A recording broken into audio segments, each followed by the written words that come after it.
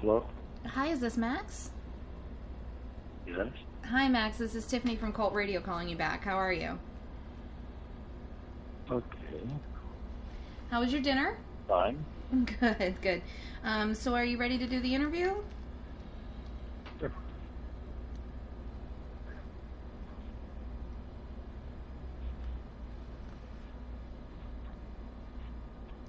Hello? Yes? So are you ready to do the interview? Yes. Okay. All right, great. All right, so I'm going to pause for a minute, and then I'll do the introduction, and we'll start in with the interview, and it'll be you, me, and Terry. He's on the line as well. Hey, Max, how are you? I'm fine. Good, good. All right, here we go.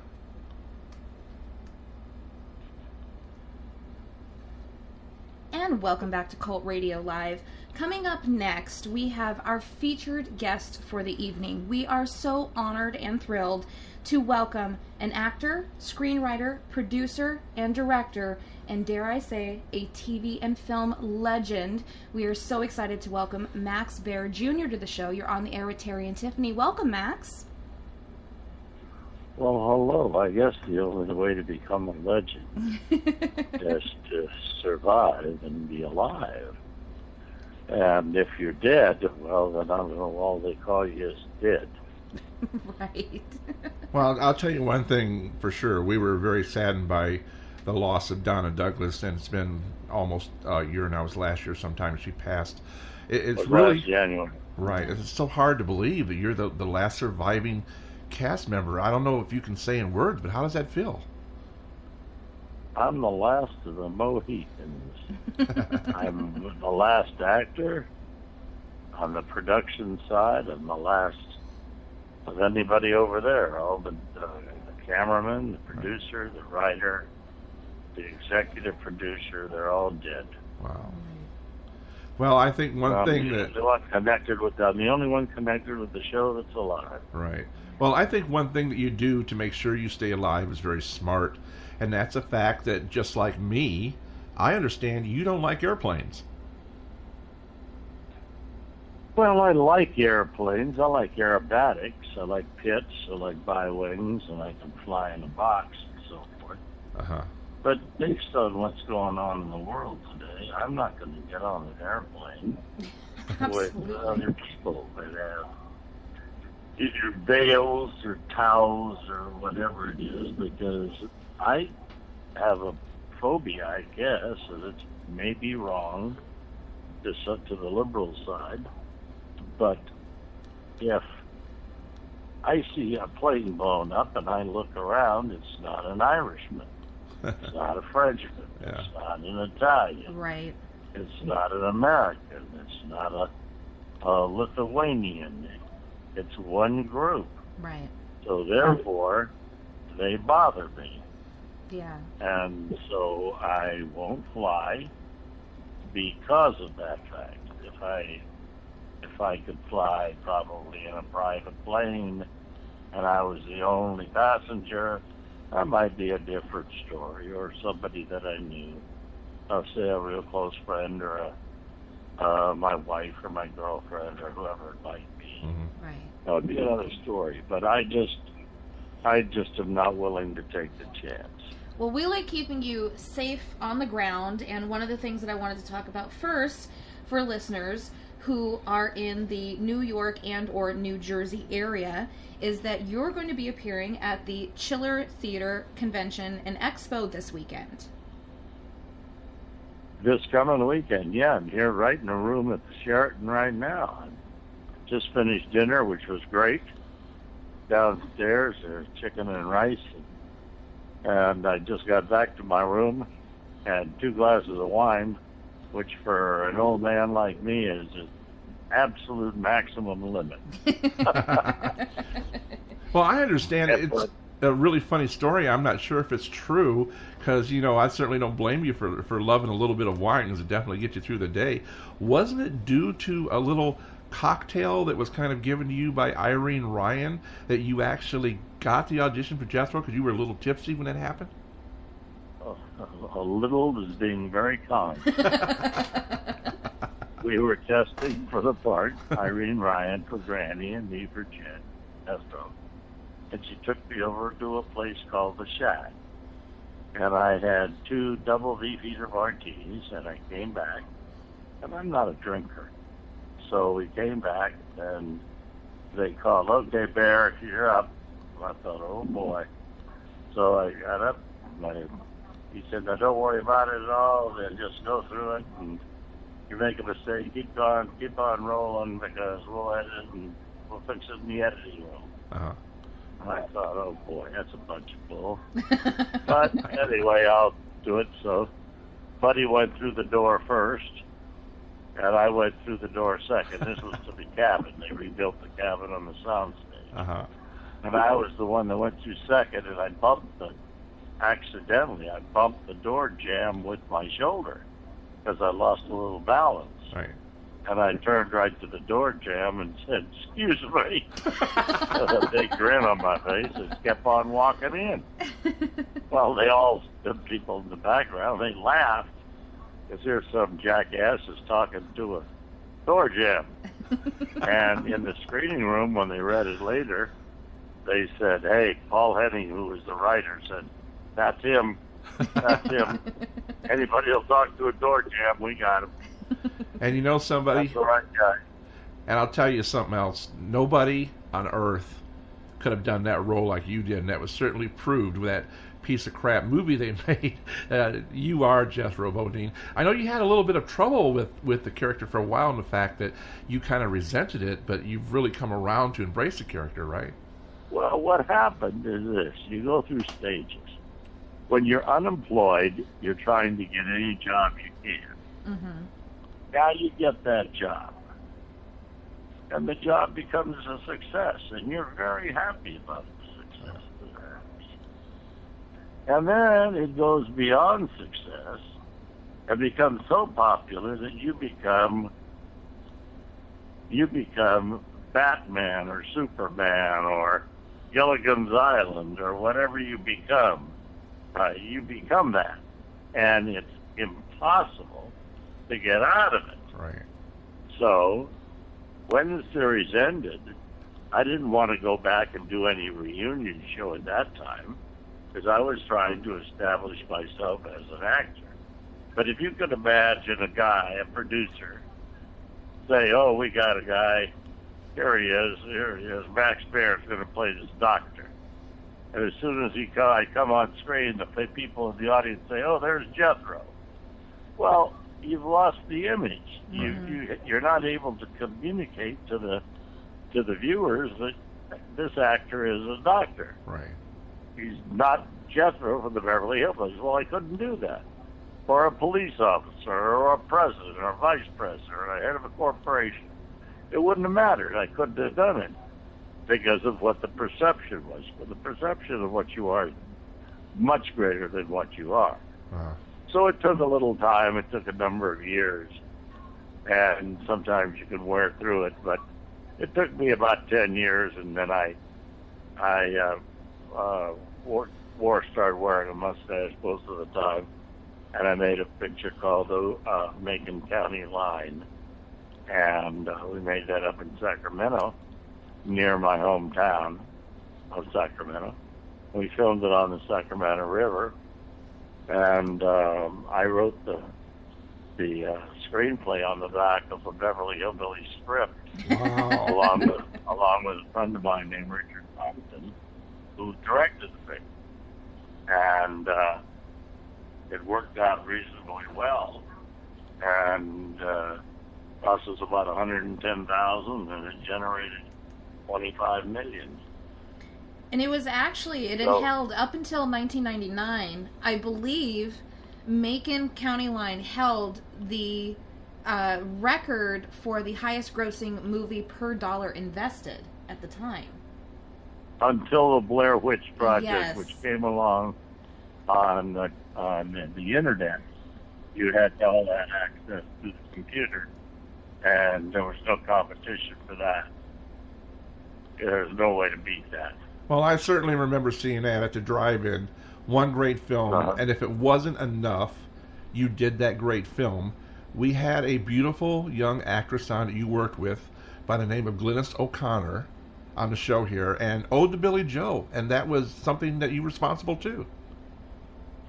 Yeah, Glynis was terrific. She was a great person. I liked her a lot. I thought that she was a real sweetheart. Matter of fact, I ran into her, God, I can't remember how many years ago, but it was up at the top of Beverly Glen and Mulholland Drive. There's a restaurant up there. And I ran into her there. She said, Max! You recognize her, as time goes by, that was just 45 years ago, 50 years ago. Well, hell, the fact that you don't recognize each other is not something that's unusual. It's something that is more accurately conceived as practical. Right. It's interesting to me, Max, that I mean, you certainly weren't headed for a role that was of Southern descent. The son of the great Max Baer Sr., the greatest prize fighter that ever was to me, and of course, I believe it's your uncle Buddy Baer also was in prize fighting. To know that you wound up playing a hillbilly all your life, and then when you went into the movies, they also had a Southern flair to them. I mean, they were down in the South and everything. Did that surprise you that you kind of went in that direction, or? Acting is like anything else. Can you do the job? If you're big and strong and you can lift 250 or 300 pounds, loading bottles into a beer factories or a case of Budweiser or whatever is easy. Not a problem. And that's what you do with acting. Right. Sometimes it comes easy for you, and sometimes it doesn't. Well, with me, it was pretty easy. It was not a problem for me to get a Southern accent or they're going to be a dummy. I guess probably my teachers from the University of Santa Clara might have thought that I found my goal in life as an idiot. But I don't know for sure. They gave me grades. They perpetuated that idea. But I did graduate from the University of Santa Clara. Well, I wanted to say and let everybody know, for anybody that sees an actor like Max on the screen and accepts a character in a TV show as thinking that that's who they are, I want to let everybody know that Max is no hillbilly. No. Max is very well educated. I believe I read you have a master's in business and a minor in philosophy, right? Well, what I have is I've told people before, they get so concerned over what kind of degree I have. And there is no degree that will get you in trouble except the third degree. Nothing else will get you in trouble. But I say, and I say this with great vigor, that I have a master's degree and a PhD, and my PhD is in pre-high school degree. It's perfect. I've got to ask one question, because one thing that everybody loved is the great animals that was on that show, and I know it was the same trainer that had the dog from Petticoat Junction. The dog became Benji, and you had monkeys and you had everything. Was there any problems you had with the animals? Well, the problem was that Ellie Mae didn't like animals. Oh, really? Everybody thought that she liked animals. I think that she may have had a fish run down there. But she really didn't have animals. Buddy Hudson and I had dogs and cats. Cats almost killed me because I didn't know I was allergic to them. Oh. But I've always had dogs, and Buddy's had dogs.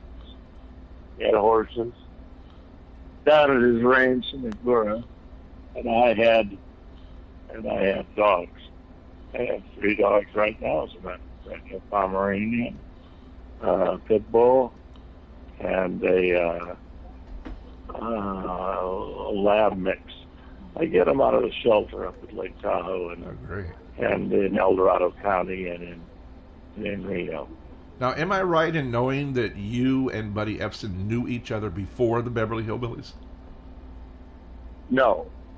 I had a picture of him that my dad had on the wall of our house, but I did not know Buddy personally until we met on the soundstage for the testing of the parts. Well, Buddy was the only one that had a guaranteed part on the show. Right. Donna didn't. Irene didn't. I didn't. Nobody else did. Well, let me ask you, I mean, of course, we all know with the Beverly Hillbillies what the characters were like. But what was it like on an average day on the set? You know, what was kind of the relationship between, like, you and Irene and you and Nancy Culp? I mean, what was the camaraderie like with everybody on set? Just if I can interject, the best scenes of the show was between you and Nancy Culp. You and Nancy were great together. Well, Buddy and I were friends, and we had some humor together, like when I was out on the front porch trying to teach old Duke how to fetch a dog. Fetch a ball, not fetch a dog. And I'd throw the ball, and I'd say, go on, fetch it, Duke, fetch. Come on, boy, come on, you just lay there. And I'd run out there and say, watch this. And I'd crawl out there and pick up the ball in my mouth and come back and put it down. And I'd watch it, Duke, and I'd throw it out again. And then to go on, just get it. Come on, boy. He wouldn't move. And I'd crawl out there and I'd pick up the ball in my mouth and come back. And I'd say, Uncle Jed walked out the front door at that time. I said, Uncle Jed, this is the dumbest dog ever. I'd throw the ball out there and he won't fetch it. He just really can't be too dumb, Jethro. He said, you fetching the ball for him. Wow. And then as far as Granny's concerned, Granny, she was very short. And there's a certain light on the camera that we call the key light. Mm-hmm. That's the light that lights up your eyes and your face and makes you look better. Right. Well, I'm taller, and so I would accidentally, not knowing, step in her key light. And she would stick me right where the sun goes down. I mean, I tell you, it hurt. And if it was a guy, I'd have probably shot him. Yeah. And Irene, I'd say, you little son of a dog, I'm going to kill you. And she'd run around the set cackling, and her little cackle voice sounded like the Wicked Witch of the West. You know, and the Wizard of Oz. And then one time, I can say this about Nancy, because I loved her and she was a sweetheart. But one time, Nancy would be considered today from the other side. Mm-hmm. Not from the normal side or the regular side, with fear of embarrassing anybody. You're talking like, okay, right. Her personal life. Right. Yeah. Right. Gotcha. So I was, she was supposed to take me out. I was in a little Flat Leroy, with little short pants and a little hat like a Boy Scout. And she was taking me out. And she told Uncle Jitchin, Master Clampett, I am going to take Master Jethro out and teach him about the birds and the bees. Uh-oh. and she, for some reason, leaned over and gave me a kiss. And all the crew knew what I was going to do. And so did Buddy. And as she gave me a kiss, I kind of licked my lips and I went, hey, Nancy, how's Claire? Wow. And it was a lady she was going with at the time, right, who was also really a wonderful person. But I just had to goad her. I figured I had a shot. I won't take the cheap shot. But I loved her. I loved Nancy. God, I'm glad. Was just a sweetheart. As she was great. And if you can't, you gotta do something to break up the monotony. Right. You show up and pump gas every day, 7 days a week or 6 days a week for 10 years. You gotta have somebody like the fuel sooner or later. Good job. Otherwise, you're just dead, right. So you have to do it. In essence, I did that with Nancy once. And then one time, Nancy was upstairs, and she had told Uncle Chet, she said, I'm going to take Master and Jethro out, and we're going to look for some red-headed nuthatches and some yellow-breasted sapsuckers.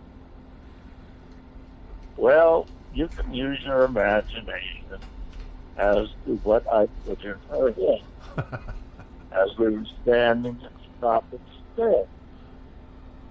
So they said, we come down the stairs and Mr. Clarence would like to take these bastards up for some red-headed nuthatches and some yellow-breasted sapsuckers. And they went, what? And she didn't know what she even said because I had done this crazy thing. Right. At the top of the stairs, I was confusing her. And she was so pissed off. I mean, she was as pissed off as I've ever seen her. And everybody else was roaring because she adapted, she was running over the line to the top of the stairs.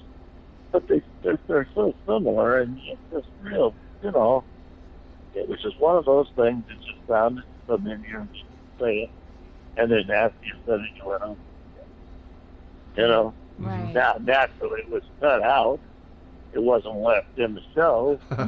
but it was a tremendous roar from all the cast.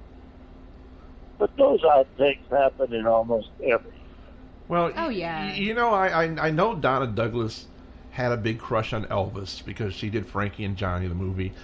But right. I almost got to believe you didn't have a little crush on her, because I saw you one time on a talk show, and you were kidding, and Donna was with you, and it was so funny, Max. You said that you used to have to wrestle, but you were really copping a Phil. Well, hey, look, I wasn't a fruit, so I would. I'd cop a feel if I could. So I didn't care how many times that Paul Henning wrote in the script that I had to wrestle Ellie and Lou. Hell, by the time I got done rehearsing, boobs were through, I was copping as much as I could get. Well, and that's why she would say, Jethro, you're a naughty boy. That's what Ellie would say. Well, she was terrific. Yeah. Another thing we wanted to ask you, Max, is on kind of an update. I know that you have been working on trying to get the Jethro Casino, the Beverly Hillbillies Casino, up and running for a while. Is there any update that you can give us on that? I don't believe so. In 2008, when the crash came, we were real close, and they closed everything. There really hasn't been any production, any casinos since that time. And because of the internet and online gaming, it's changed.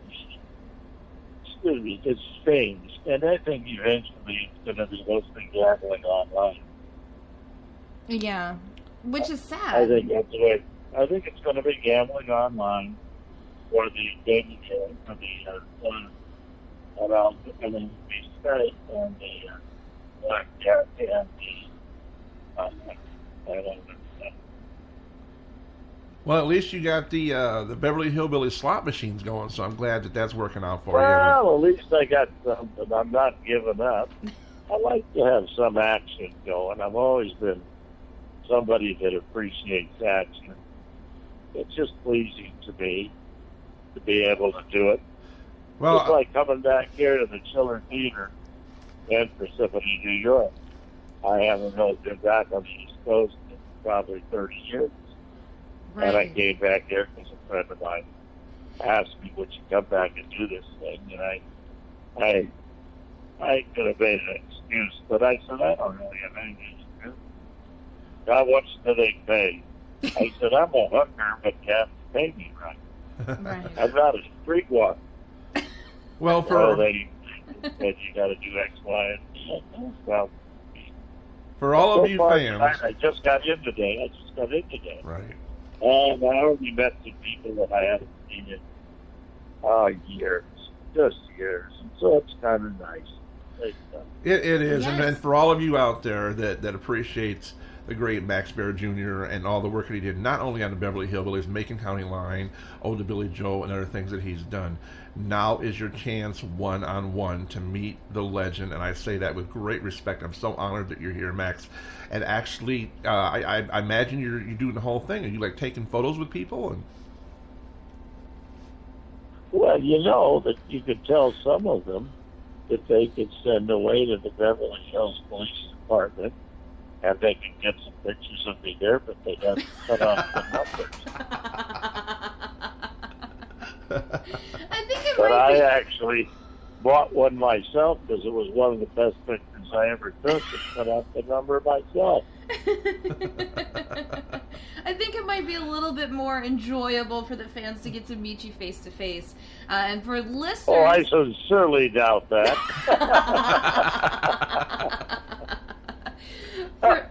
For listeners that are just tuning in, we wanted to let everybody know that Max is going to be at the Chiller Expo this weekend. It's in Parsippany, New Jersey. It's April 22nd through the 24th.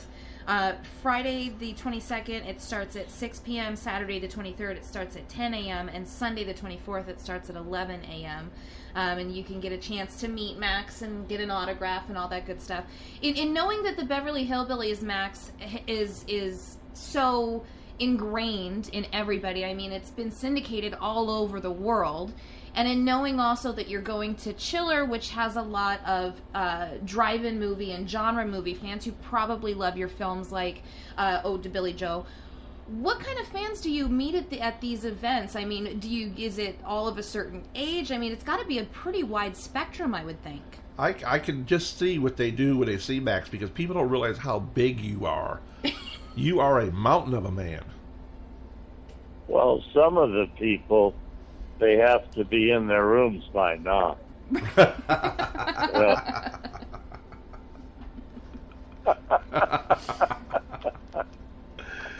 That is true. Well, Max, I want to thank you so much for joining us. As I wrap this up, once again, I want to remind our listeners that you can actually check out Max's website online by going to jethroscasino.com. Once again, that's jethroscasino.com. And then, of course, go out to Chiller this weekend and get a chance to meet Max in person. If you want information online, you can do so by going to chillertheater.com, and that's theater with a T-R-E, not the other way around, chillertheater.com, and make sure to head out there. And Max, thank you so much for joining us on the show. It's been so great talking with you. Well, thank you very much. I came here looking for girls, but the girls that I'm looking for are the ones that are strong enough to push around a wheel. You know, that's what I want. What I need. I don't need anything else. Well, you know, to me, like what was it? Eric Roberts in a movie with Mickey Rourke when he cut off we're supposed to circumcise the horse, but he cut off the horse's nut, and he says, sex life is nothing but a memory. Well, Jesus, rhyme it. You know, He said, Mickey Rourke said there, he said, you cut off his what? You're not supposed to do that. He said, well, what did he mean? It was, I can't remember the movie, but I laughed at that line more than 100,000 at least. It was just hysterical. Like, yes. nothing to sex life is nothing but a memory. I don't know if you know him or not, but when you get back to Nevada, just visit my friend Dennis Hoff at the Bunny Ranch, because let me tell you. No, I know Dennis Hoff. There you go. Dennis Hoff tries to get me to come out there. He's offered to send girls up to my house. I said, Dennis, listen to me carefully. I have good relationships to the mayors, senators, and governors, and so forth. All I'd have to do is go to the Bunny Ranch, and it'd be on DMX and every other last day. Damn, I never thought of that. I'd never get an invitation again. I would be persona non grata non grata. I forgot all about the... No, don't go, because you got this casino you're still trying to get going. I'm still trying to get anything done. Anything. Dennis doesn't help anybody do anything unless they're in his business. Then they're okay. But if they're in the square business, forget about it. It's like driving a stake through the heart of a what do you call those guys? The Empire. The Empire. Yes. Driving a snake. I said, hey, Dennis, go buy the snake in the store and drive it through my heart. You don't have to invite me to anything, because that's what you'd be doing. I mean, I like Dennis personally, and if I see him out, we'll have a drink or something like that. But I'm not going. My buzzer in my car goes off when I drive by on the highway near Woody. Because it lets out a thing called, don't go. You know. Well, I'm very sincere in saying that you're a gentleman and you're not a hillbilly, even though you play one on TV. But what you are is you really are a legend, and I'm so proud to have you on my show. And thank you so much for all the entertainment. Well, thank you. I enjoyed it, and if you play this after hours, I'm glad I didn't say any naughty words, so that they won't think that Jethro is on to Steve. You did it. You were a perfect gentleman, and thank you so much for joining us. Well, maybe not perfect, but almost. Almost. It's good enough for government work. It's fine. That's right. You got it. All right. All right. Thank you so much. You have a wonderful evening. You too, Max. Thank you so much. Take care. All right. God bless. God bless. Bye-bye.